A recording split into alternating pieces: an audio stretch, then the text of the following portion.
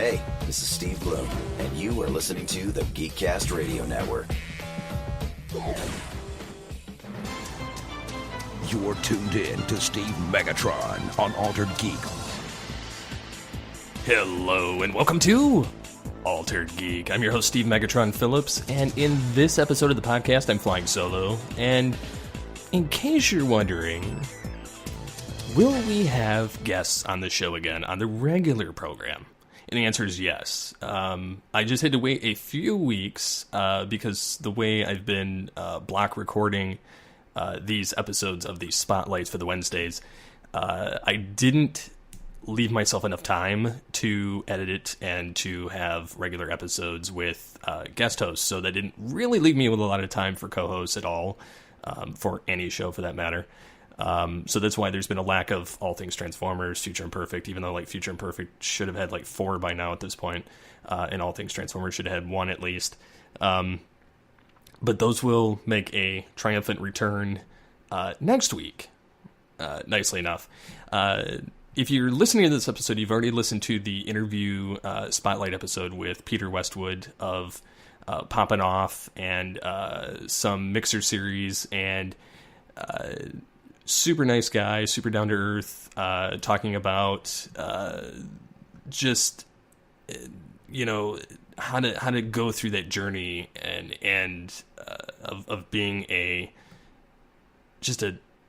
decent human being, and he did a TEDx talk, and I got the fun of getting to guest host on their YouTube show, Poppin Off, this week, which actually aired yesterday, according to this recording. I'm actually recording it right after, so I'm super jazzed up from it.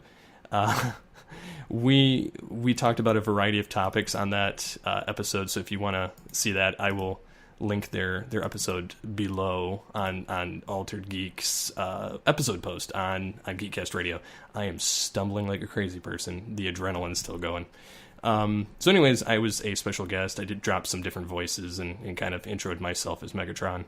And then had fun messing with them. We talked about the coming Netflix shows for February, the Hulu showing ads, the Nick Jonas throwing in his hat for Ben Affleck's role of Batman, and there were a variety of other topics we didn't get to on that particular segment. And they had very structurally sound segments, but it allowed them to kind of not dwell on things too long, and that was kind of nice too. And then we went over to the gamers section and got to talk about our console of choice and the PS5 compatibility, and Resident Evil getting some new games or rehashes, as it were. And then we went over to the trending section, which talked about how you can get married at Denny's on Valentine's Day for $100, which is kind of redonkulous. For one, why would you get married at Denny's? Why would you pay $100 for Denny's? And then, again, Denny's? Like, yeah.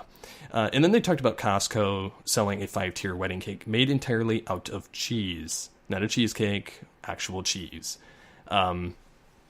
And then it basically insinuates how, Costco is going to keep adding things, and, pretty soon they'll have a library, they'll have a college of Costco where you can get your degree within Costco, and you can get in their monorail system in the middle of the store and go from one end to the other. But yeah, I also heard rumors that they're going to build a Costco close to me, which will be interesting. We have Sam's Club, so yeah.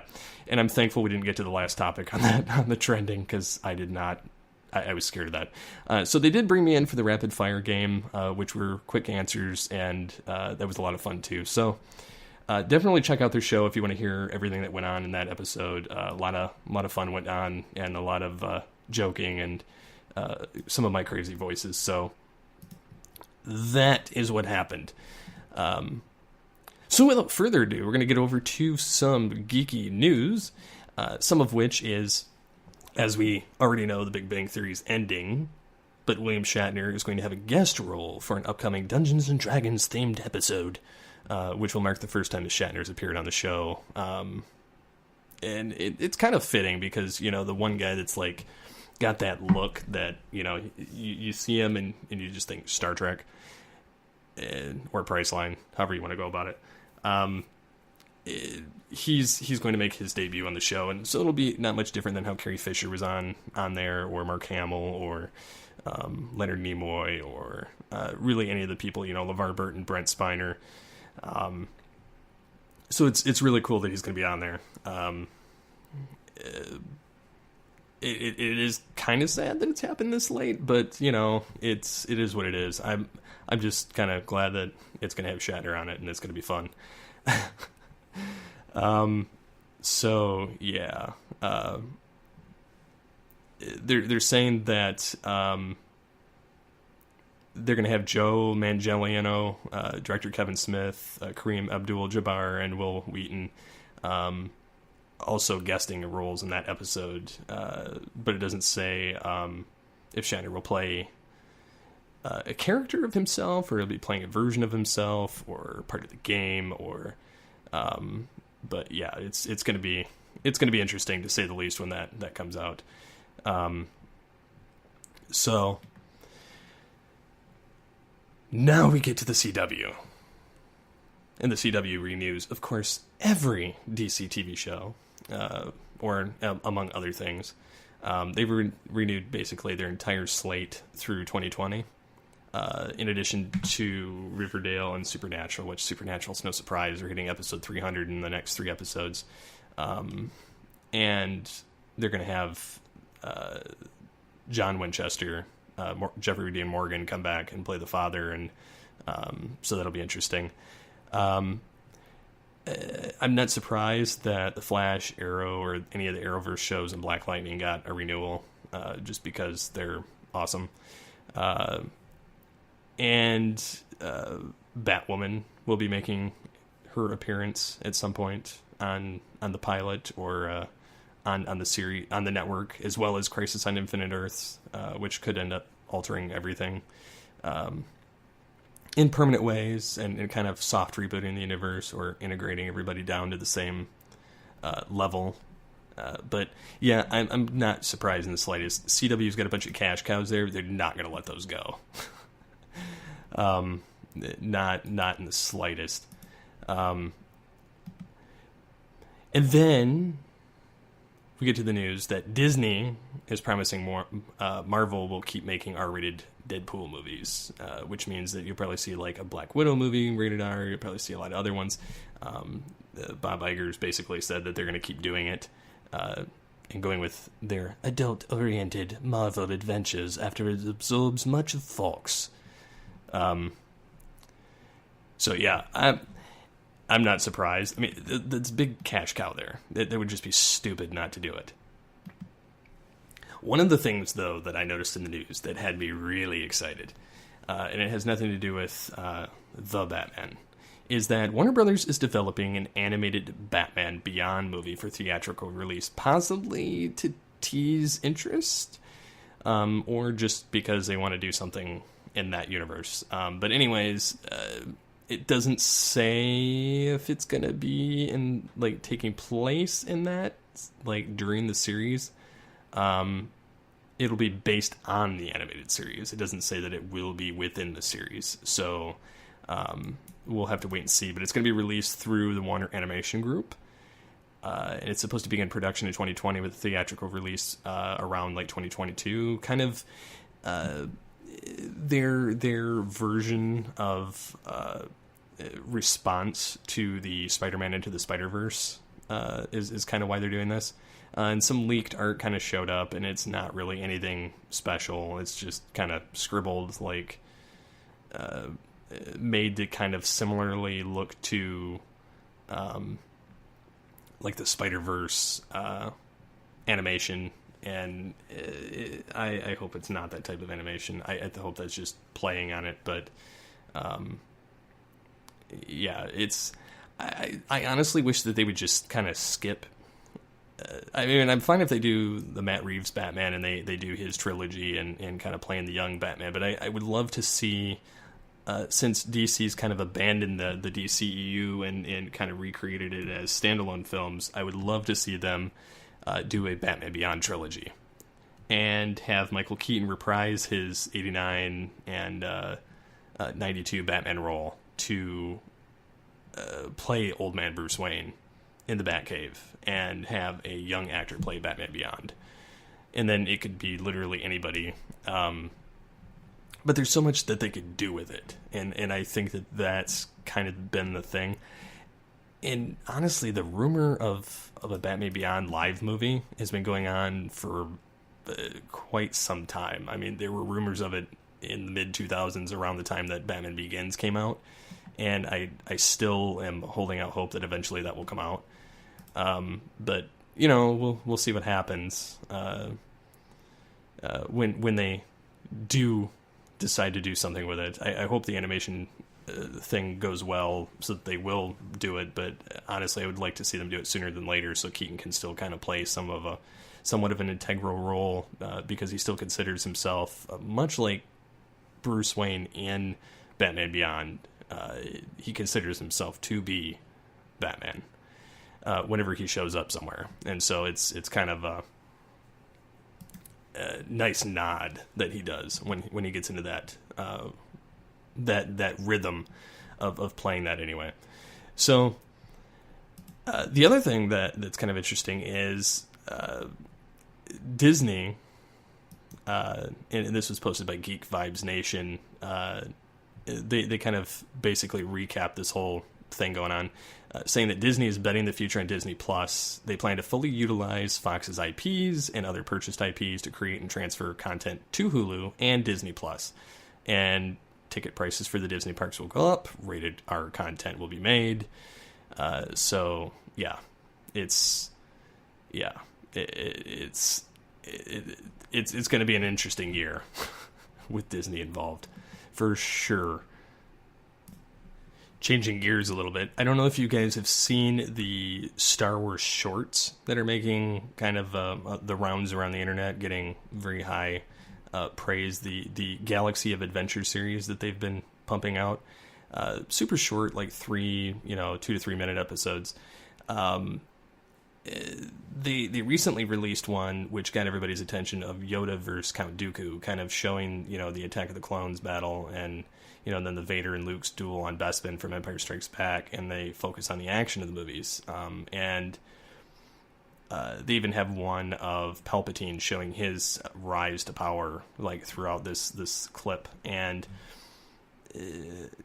gotta be truthful on this, they look pretty awesome. And the reinterpretation kind of gives new meaning, that they don't necessarily have to replace the movies, but they could kind of tell an alternate version of the classic films with these, and kind of play in that universe, because they've turned all of the original films into these animated shorts, and kind of been fun with it and playful with the canon, and it really is really interesting how these have come out. And with episode 9 coming out this year, it's only a matter of time before they do more of this with the other parts of the franchise. But they don't even have to have the original actors, because a lot of it's been replaced, unless you're talking like James Earl Jones or something, where they can just lift the voice track or something. But it's still amazing, like, how well it's come out.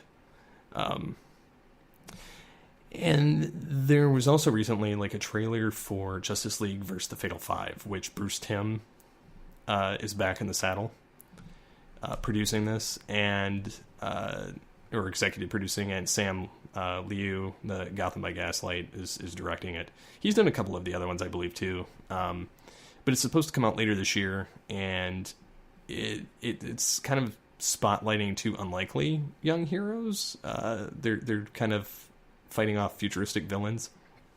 But they brought back Kevin Conroy as Batman, Susan Eisenberg as Wonder Woman, and George Newbern as Superman to reprise their roles as the DC's Trinity in the Justice League.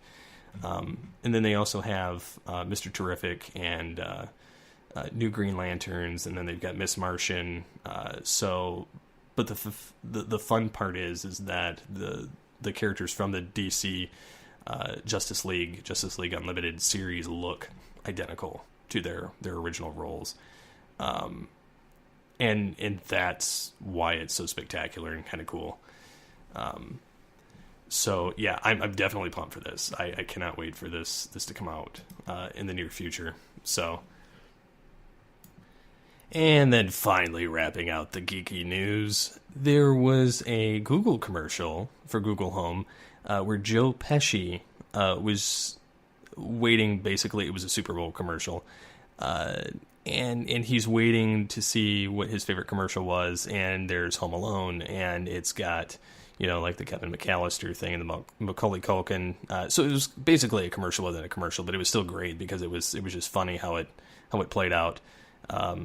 But nonetheless, it was still a lot of fun. There were a lot of trailers that kind of dropped. There was an Avengers Endgame trailer, which was kind of, I mean, it showed all the heroes who'd been vaporized by the snap, and then the rest of them kind of getting in line to begin the battle. And then a Captain Marvel one, which did the, you know, fly higher and all that jazz. And I'm still excited for both those films. I think that they're going to be a knockout. It remains to be seen how post Endgame goes, but up until that, I'm pretty stoked for everything that's coming out. That being said, gonna move to a topic. So we'll be back after this quick flip of the audio switch. And now our feature presentation. So we're back, and there was an email from Scanner51, and it was the subject of screen time, which was recently brought up on the show.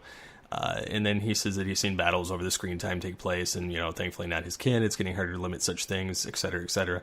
And there's schools wired and everything else, and teachers using Kindles and everything else. And I kind of briefly touched on this, but what the interesting thing is people have gotten so addicted to these devices, myself included. It is ridiculous how tied to these devices we are. And I actually wrote an article about this, and it more or less it kind of encompassed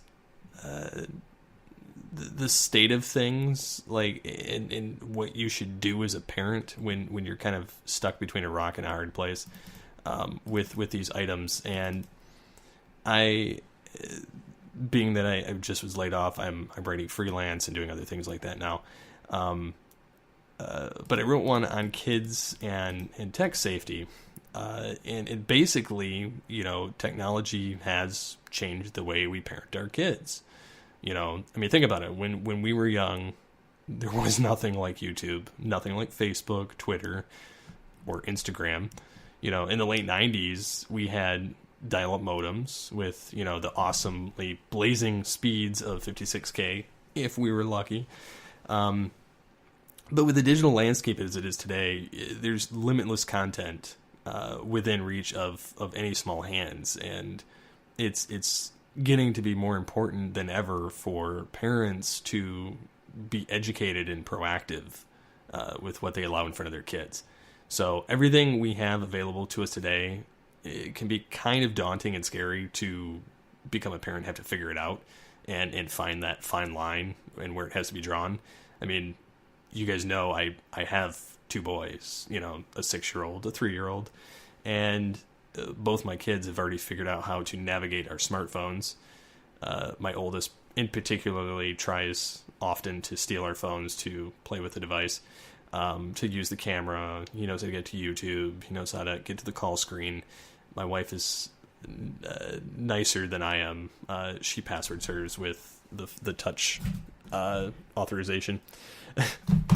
So, you know, since, you know, they're past screened and everything else, you know, we can't hide technology from them, nor would I try to. But what we can do is guide them to what is appropriate for their developing minds. And honestly, I see like our quote unquote millennial generation and the next generation after that, whatever that's called, Z or whatever. We're so disgustingly tied to these devices. And one of the interviews that, funny enough, we'll get to later on, when I asked the guest speaker about getting in contact with his social media, and actually it comes out next week on the 13th, he says, I don't have any. And I was like, you what? And he's like, yeah, I know, I get that a lot. But he said that he's had a lot of people tell him that they've gotten rid of their social media. Like, he's gotten rid of it. He's got a lot of people that subscribe to him that have gotten rid of it. They've gone back to the traditional forums. They've gone back to, the emails. They've gone back to, a variety of other ways. And so it's very difficult in this day and age. And so, to kind of traverse that, I mean, you have to guide them. So if you've got multiple devices in your home, whether it's a Kindle Fire or a Google Home, smartphone, smart TV, smart Blu-ray, iPad, any of those devices, the main concern is safety guidelines, and you need communication. And that seems to be the one thing that nobody wants to do. Like, everybody's like, just throw a device at them, let it parent them, and I'm good because they're not bothering me. It's not supposed to work that way. And yes, there's a lot of learning potential, but I'll get to that in a minute. So basically what we have to do is allow them to use it to expand their exposure to it. But we also have to explain the acceptable behavior and the expectations with those devices. And we have to encourage them to make the right choice. But at the same time, we always have to keep a close eye because, they're kids. Think about all the things that you did that was screwed up with, the tech devices in the day. I mean, I remember dialing on the internet at like 11 o'clock at night or like 5 in the morning. And I figured out how to turn off the dial-up modem sound, which was good until I got caught because the screen, like, I had my light off in my room because it obviously was late or super early, and the screen light would give off that bright hue, and so I learned how to turn the brightness down, but it still didn't save me from under the door, and eventually I got caught because I was playing video games, and working on my Dragon Ball Z website at the time and Transformers site, but that's neither here nor there. Yeah, I know, huge nerd. Could have been looking at other things that probably weren't as were worse off than that, but that's what I was doing. So anyways, these are kind of my basic rules with it, not getting too much into it. And it's more so just limit usage, treat it like anything else, moderation, set a time limit. I had a time limit as a kid. The unfortunate part is I used it as a coping mechanism because when my parents got divorced, I had nothing. I had nobody to relate to. I wanted to disappear. And how I did that was I played on my computer. I learned how to design graphics. I built websites. I taught myself anything I could to become someone else. And I learned a lot about pop culture. I learned about, like I said, web design, graphics. I learned about, I created my own persona online. So I literally would be a totally different person in person and online. And it wasn't until really the formation of Geekcast Radio that I was able to put those two halves back together and just become normal, like fully functional. And it took a long time, and my wife has been instrumental in that reintegration because I was a stingy just not, I had to get off my high horse, and so it takes a lot. But anyways, that's deeper than what I intended to go. But regardless, limits are needed, and knowing what your kids are doing, and if you set certain times and, they abuse it, that's one thing that you can kind of gauge it on that. But if they're following the guidelines, I mean, it's still moderation. But toddlers and kids, children ages 2 to 5 should, or even birth to like 5 or 6, should be limited to high quality content, such as low intensity educational programming, not all the kind of crazy crap that's going on. And that's kind of why we have a lot of rambunctious kids, or kids that can't sit through any kind of program. Why, it screws with your brain. It really does. And I've even noticed it since I've gotten off a lot of the high intensity. We stopped letting our kids watch it, and they've kind of mellowed out for the most part.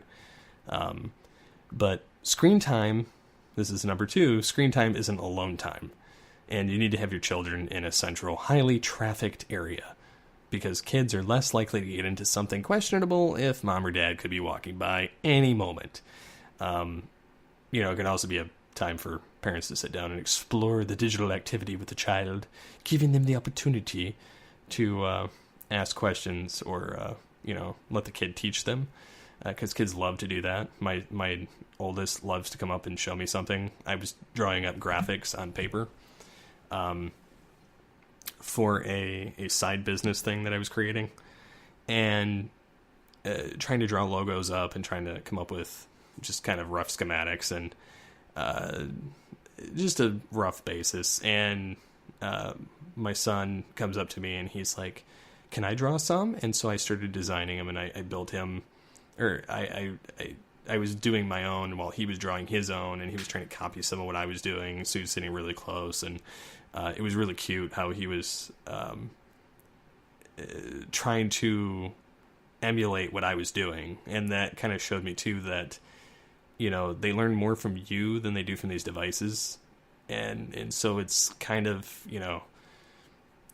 while co-viewing is still the best option for young kids, it's still better if you teach them yourself. Because there's a lot of life lessons they can learn from you as long as you're available. It's just learning to put down the stupid device, and that's something I have to learn too. But I did see there's a couple of good options. I know I talked about Pinna on the previous episode, the subscription service for kids, the screen-free, ad-free audio streaming of audiobooks, podcasts, and music. And it's subscription-based, but it's still probably the best option if you don't want them watching things, but you want them listening to things to enrich their minds. But if you're going to let them watch something, the closest thing to like a Mr. Rogers that we have today is Levar Burton Kids, which is another subscription service that both educates and informs. And if you're not familiar with Levar Burton, what rock have you been under? But anybody from our generation should know who he is, because he was, Mr. Reading Rainbow himself. Don't take my word for it. That's his slogan. And then he does a lot of those things with, like how Mr. Rogers would have the Mr. McFeely elements where, you'd see the crayon factory and things like that. So, like, I've watched a few of those, and they're interesting. Also, Geordi from Star Trek The Next Generation. So, just putting that out there. And then YouTube, you can do stuff from that, and it's free for the most part, for many different types of content. But you have to use a lot of caution on there, because unless you create a playlist of the content and the duration of content that you intend for your kids to sit in one sitting, you never know what will pop up during your viewing time in the advertisements or the follow-up videos. Despite the YouTube algorithm for YouTube Kids, you should still be present or close by while your children are making videos. No matter what you choose to do, just be aware, be present, and make yourself knowledgeable about the content and devices you let your kids use. Just don't set them in front of something and expect them to police themselves, because they won't. But yeah, that's kind of my thought on all that. With having the devices, interaction. My kids were bouncing off the walls this morning. What did I do? I sat down and I played Legos. We built creations out of Legos. The boys were building their own boats and ships and stuff, and I built this immaculate jet, which is ridiculous. But yeah, I mean, I had fun doing that, and it's something that we all do. I mean, I have a lot of fun building with Legos, probably more so than my kids. But that's just because I'm a Lego nerd. But and I know that Scanner wanted the opinion from guys who don't have kids, such as Birdman and Booth Ninja. But, you know, one, again, scheduling didn't line up, and two, it's... I really wanted to talk about it, and I thought it was kind of fun. So the other topic that I have is... I posted this on Twitter, but the some of our friends that are moving away, they've been called to serve in another state, and it's our local pastor, and he's going to another state, and we were good friends with them, close friends, and the boys were close friends with their kids, and so anyways, they were letting us borrow some, you know, their VCR and their burnable DVD player, which I had the opportunity of using the old tech again and remembering the good old days of copying, because they had some old VHS tapes that were starting to go bad, that they wanted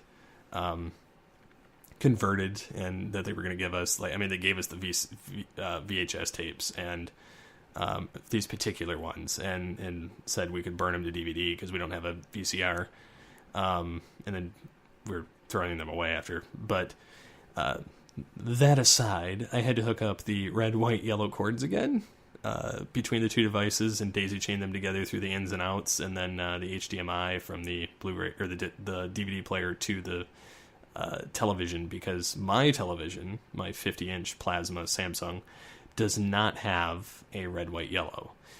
I think it has the RGB plugs, the higher definition versions of the red, white, yellow cords.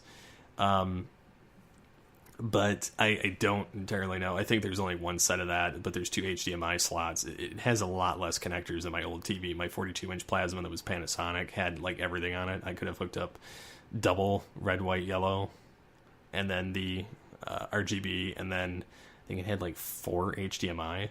No, it had 2 because I had a splitter. I had a lot of stuff hooked up to that TV though. But anyways, it was funny because the kids asked what that big machine and the tapes were. And I was like, oh, really?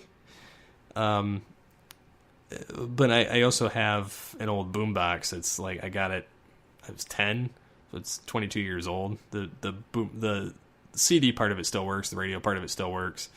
I've got a remote for it, so that's the only reason I keep it too. But the cassette part of it's dead. It like goes when it starts talking, and it just sounds funny, because we were trying to do the hooked on phonics things for the kids, and it was super warped. But getting to hear the familiar whine of the VHS tapes and the VCR rewinding, I don't miss it.